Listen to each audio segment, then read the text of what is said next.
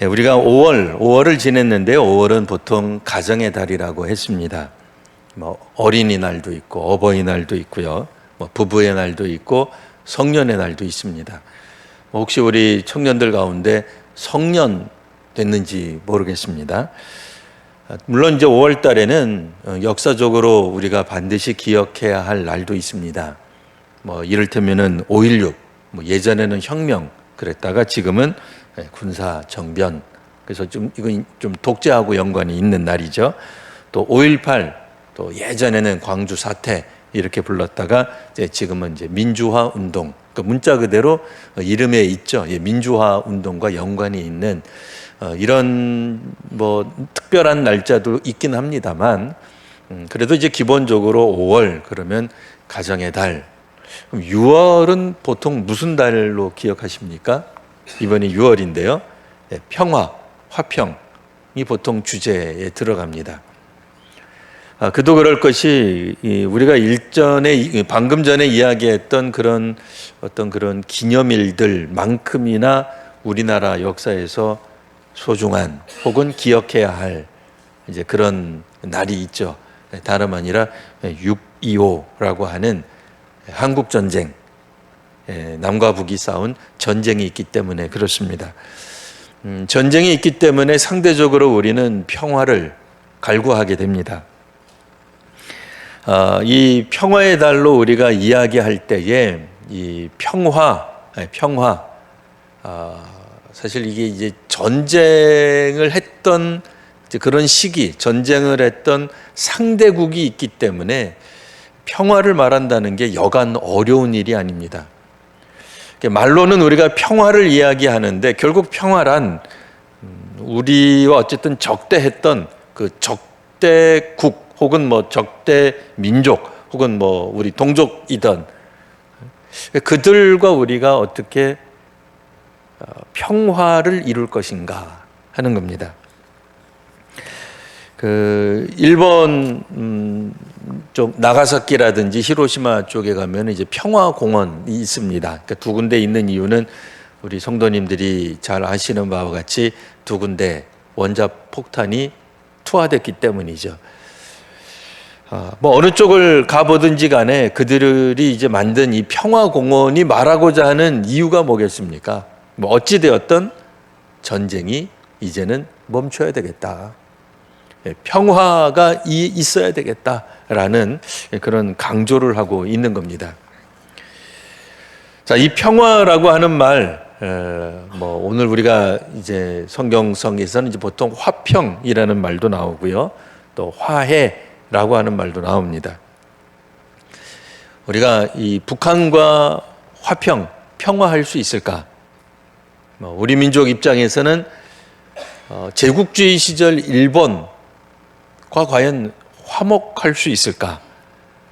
혹은 역사적 사관에 따라서는 사람들에 따라서는 중국과 미국 혹은 러시아와 우리가 과연 화해할 수 있을까 하는 문제들을 생각해 보게 됩니다. 역사적인 부분은 일단 차치하고 오늘 우리가 성경에 있는 말씀 그대로 살펴보면 우리가 하나님과의 화평, 하나님과 화해하는 일이 있어야 된다라고 하는 것을 알게 됩니다.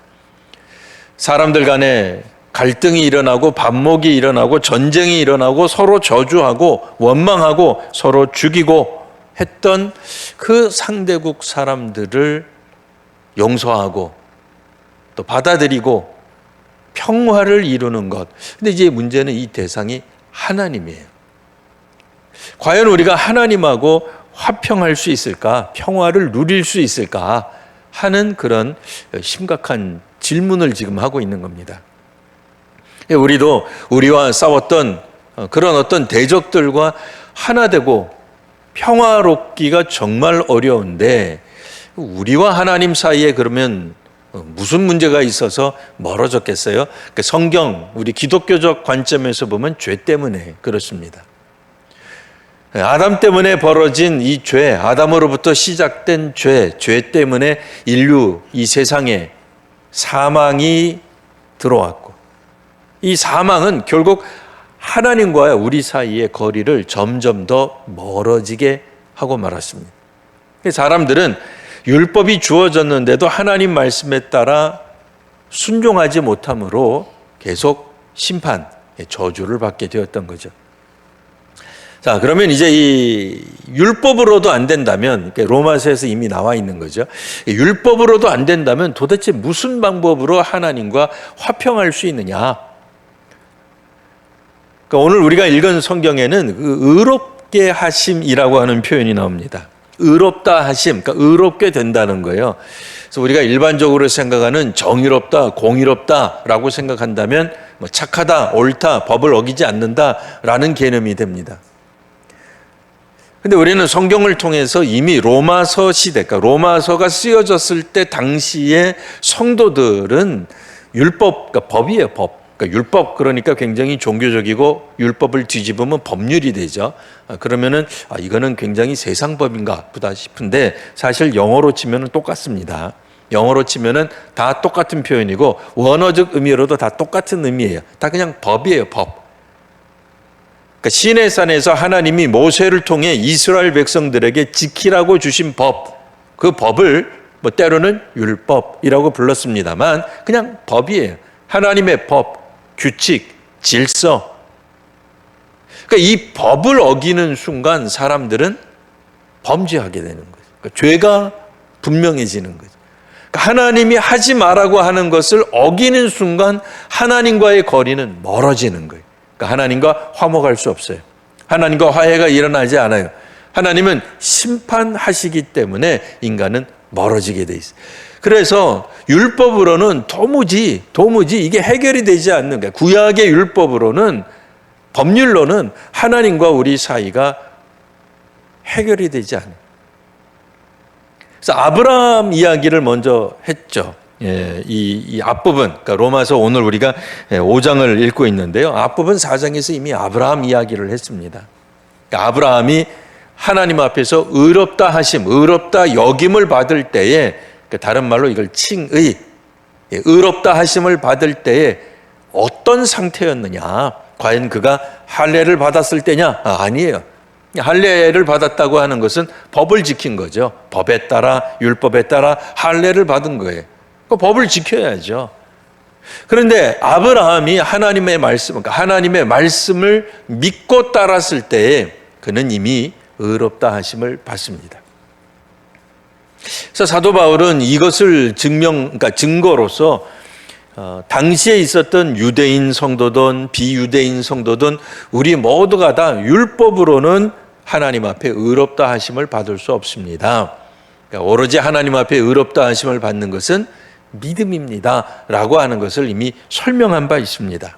그리고 오늘 우리가 읽은 5장의 말씀, 5장 1절 다시 한번 눈으로 한번 보십시오. 1절 보시면 그러므로 우리가 믿음으로 의롭다 하심을 받았으니 우리 주 예수 그리스도로 말미암아 하나님과 화평을 누리자, 이렇게 되어 있습니다. 여러분, 로마서 읽을 때에 우리가 진도가 잘 안 나가는 이유가 있어요. 공부를 잘하는 학생들의 특징이 뭐예요?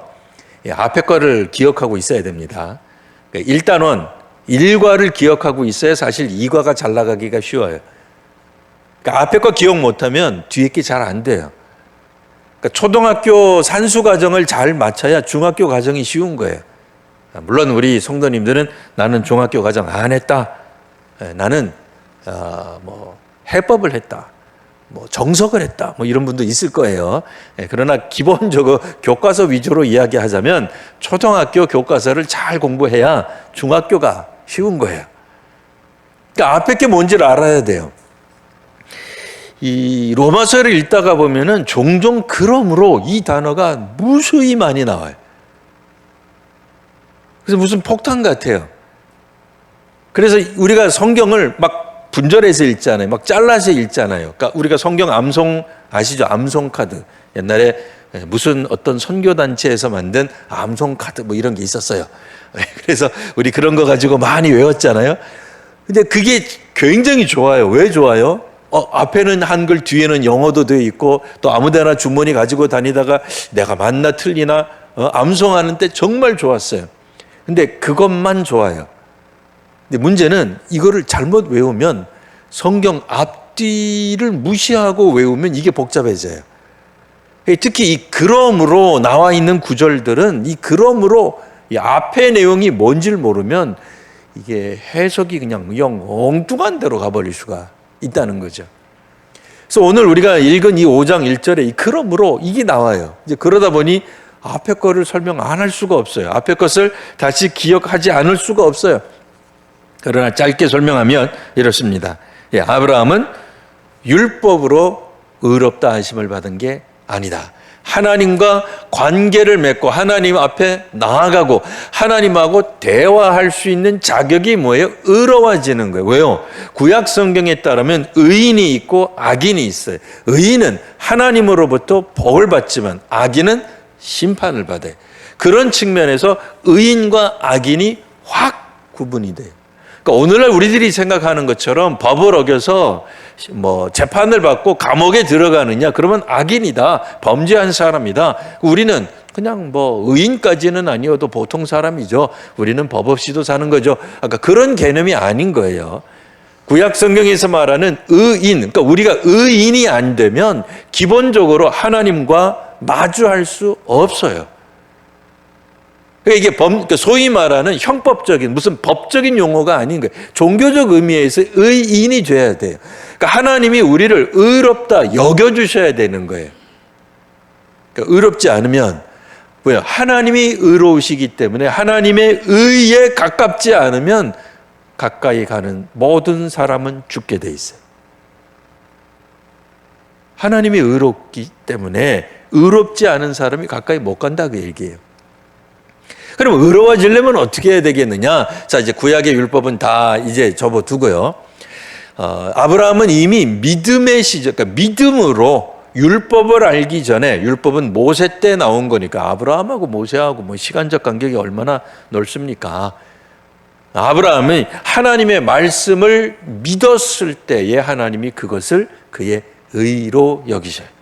자, 그거를 이제 확 따와가지고는 그 이전에 있었던 율법 교사들 뭐라고 가르쳤든지 사도 바울은 꿋꿋하게 이야기를 한 거예요. 자, 이제 우리는 예수 그리스도로 말미암아 의롭다 하심을 얻는다 그 얘기. 왜? 하나님이 세우신 방법이라는 거예요. 하나님이 인정해 주시겠다고 한 방법이라는 거예요. 물론 이거를 또 논리적으로 따지면 그게 어떻게 가능하냐부터 시작해가지고 할 말 많을 거예요. 기본적으로 뭐예요?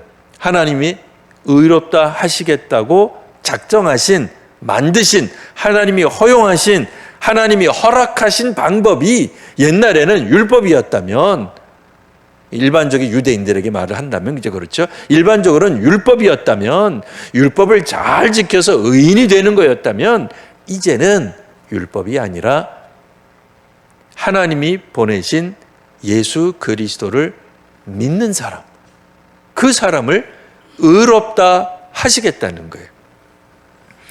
자, 그래서 1절에 보시면은, 자, 우리는 주 예수 그리스도로 말미암아 하나님과 화평을 누리게 되는 거예요. 하나님과 화해할 수 있게 된 거예요.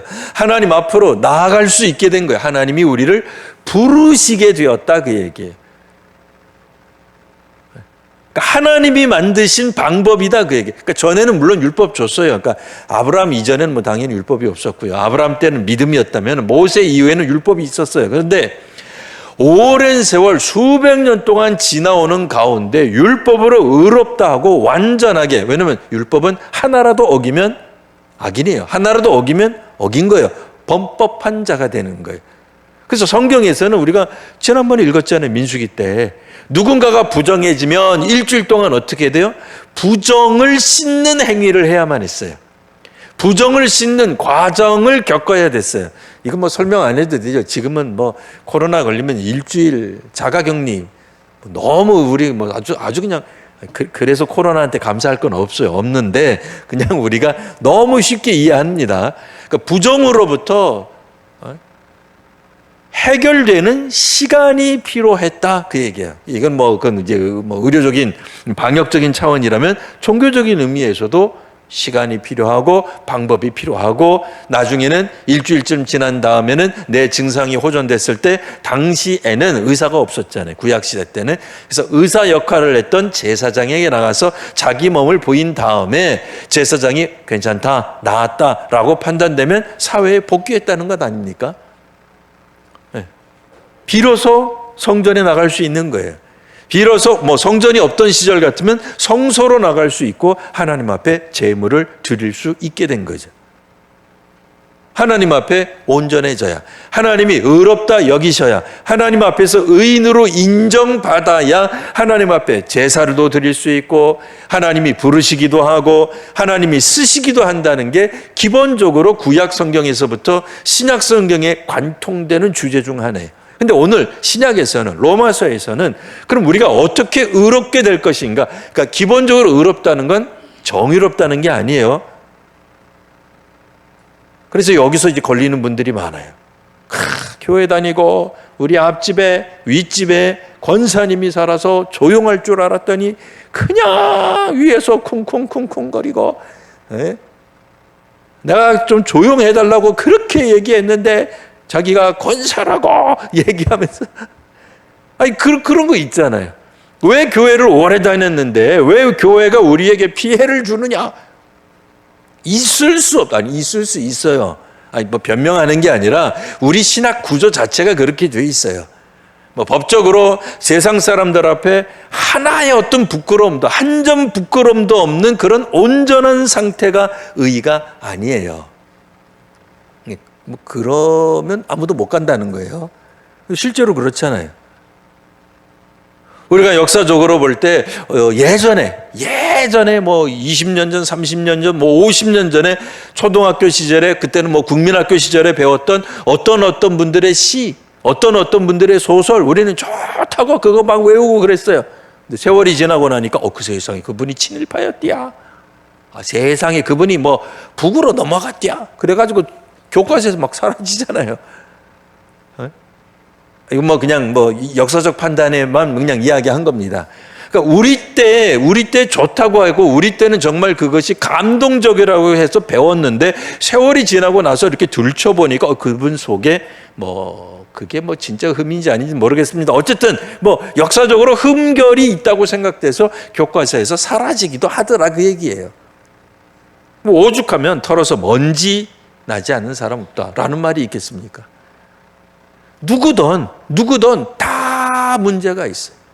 소위 말하는 우리가 생각할 때 어떤 그런 유명했던 사람들,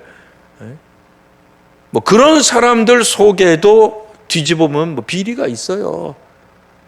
잘못된 것들이 있어요. 앞뒤가 안 맞는 것들이 있어요. 시대착오적인 생각들 하는 것들이 있어요. 그들이 소위 말하는 조선시대 때 뭐를 발명했고 뭐를 했고, 그런데 또 다른 측면 어떤 역사자가들은 어떻게 평가해요? 그 왕은 뭐가 문제였고 그런 얘기 하잖아요. 사람에게는 항상 밝은 면만 있지 않아요. 어두운 면도 있어요. 근데 이게 누구나 다 마찬가지라는 거죠. 우리는 이제 그거 수용하기 어렵죠. 우리가 믿고 신뢰하고 성인이라고 생각하고 아이돌은 항상 밝은 면만 있을 것 같은데 그렇지 않아요. 그러니까 사실 그게 더 맞는 거예요. 합리적인 거예요. 우리가 정말로 온전히 정의로워야만 하나님 앞에 설 수 있다. 그래야만 온전한 종교인이다. 물론 종교인은 바라야 돼. 바르게 살아야 됩니다. 종교인데 엉망으로 살아서 되겠습니까? 선생님이 올바로 살아야죠. 적어도 지도자들이라면 다 올바르게 살아야죠. 근데 과연 그렇겠느냐 이거예요. 아니에요. 오히려 우리가 기독교에서 말하는 것처럼 의의 기준은 하나님이 세우신 의의 기준이 더 맞을런지 모르는 거예요. 그게 맞는 거예요. 자, 어쨌든 우리 기독교에서는, 로마서에서는 뭐라고 이야기해? 하나님이 인정하는, 그러니까 하나님과 대화할 만한, 하나님과 좀 마주 앉을 만한 그 수준이 뭐냐 이거예요. 믿음이에요. 믿음. 그렇죠. 사실 하나님을 안 믿는데 어떻게 하나님하고 대화하겠어요? 하나님을 인정 안 하는데 어떻게 하나님하고 화평하겠습니까? 그 다른 건 몰라도 그의 행실이 못됐고 그가 왕년이 아니라 지금도 여전히 부패한 모습, 부정한 모습, 악한 모습이 여전히 남아 있을지라도 그래서 본인은 깨끗하다 그러는데 제3자는 그 사람 때문에 막 상처받고 있어요. 한국 교회는 자기는 잘한다고 그러는데 어떤 사람들은 한국 교회 때 막 상처받고 있어요. 그럴 수 있어요. 그런데 그 한국 교회가 성도들이 뭐라고 얘기해요? 그리스도인들이 뭐라고 얘기해요? 나는 하나님 앞에서 의롭다. 근데 그 의롭다고 하는 표현 잘 쓰셔야 돼요. 정의롭다는 게 아니에요. 하나님이 인정하시는 의인의 기준은 믿음이에요. 왜 믿음인가? 하나님을 인정하는 것이 믿음이에요. 그렇잖아요. 그럼 인정 안 하는데 하나님이 왜 우리를 부르시겠어요? 우리가 하나님 인정 안 해요. 아브라함이 하나님 아무리 말씀하셔도 웃기시네요. 나는 안 갈랍니다. 그러면 거기서 끝나는 거예요. 아브라함이 하나님의 말씀을 믿지 않으면 의로 여길 수가 없죠. 연약해도 악해도 부족해도 모자라도 형편없어도 일단 지금 나에게 주어지는 하나님의 말씀을 믿는다, 신뢰한다라고 할 때에 비로소 하나님하고 소위 말하는 대화가 가능한 거죠. 그래서 어떻게 보면 조금 어처구니 없게 들릴 수도 있습니다. 안 믿는 사람들이 이 설교를 들으면 야, 저거 좀 이상하지 않냐? 이상하지 않죠. 하나님 인정해야, 하나님 말씀을 믿어야 하나님이 계시다는 걸 믿고 하나님 하신 말씀이 이루어진다는 것을 믿어야 하나님 앞에 서는 거죠. 그래야 하나님이 계속 말씀하실 것 아니겠어요? 근데 하나님 하신 말씀의 핵심이 뭐예요? 이제 하나님 앞에 의롭다, 그러니까 모든 인류, 유대인에게만 이제는 율법이 주어졌는데 이제는 유대인을 포함한 모든 인류에게 하나님이 주시는 이 의롭다 하심의 방법이 뭐냐? 그 의롭다 하심의 방법이 예수 그리스도를 보내신 것.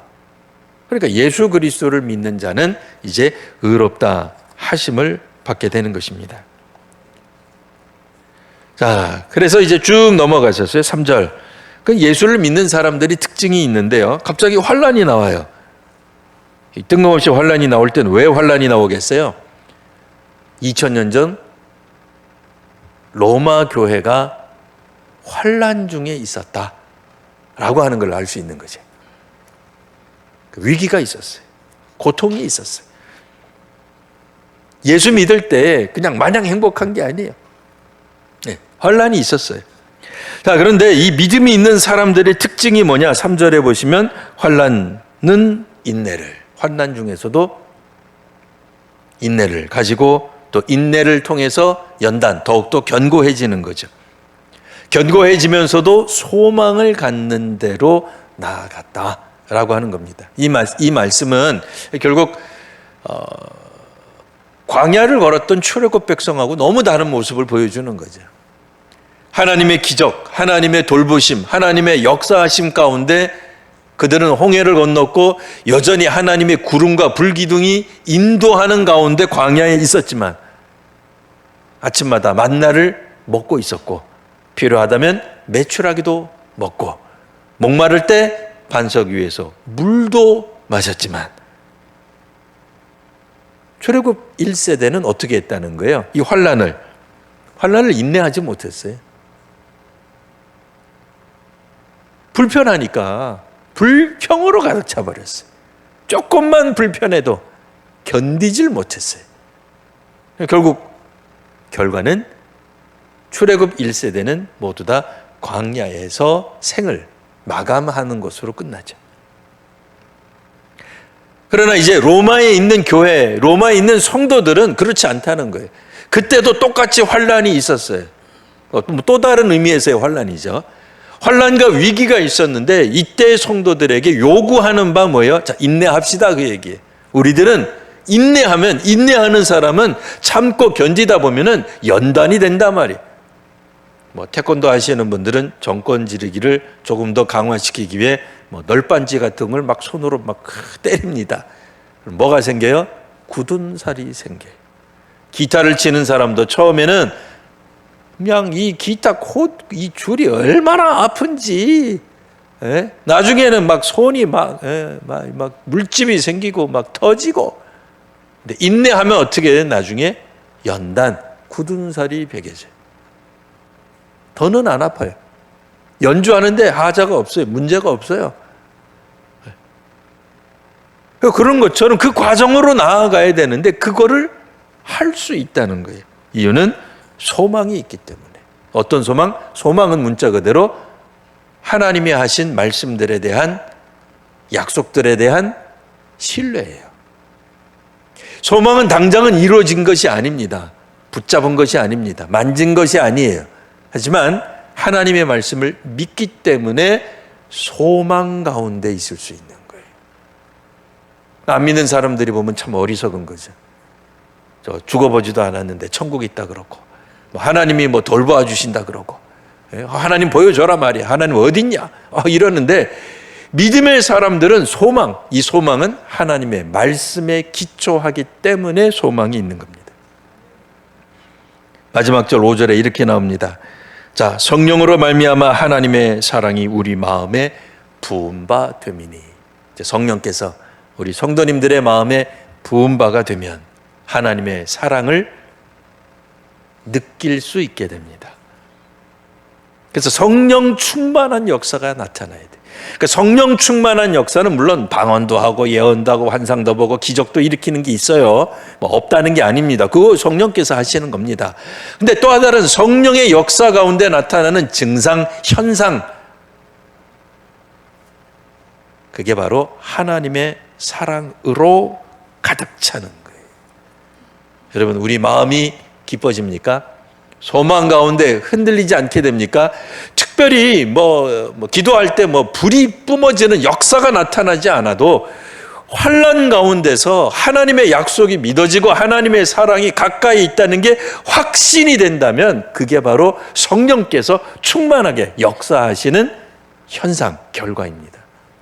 오늘 우리 성도님들도 우리 주 예수 그리스도를 믿어 성령께서 역사하셔서 하나님의 사랑으로 가득 차는 귀한 경험을 하는 한 주간 되시기를 바랍니다.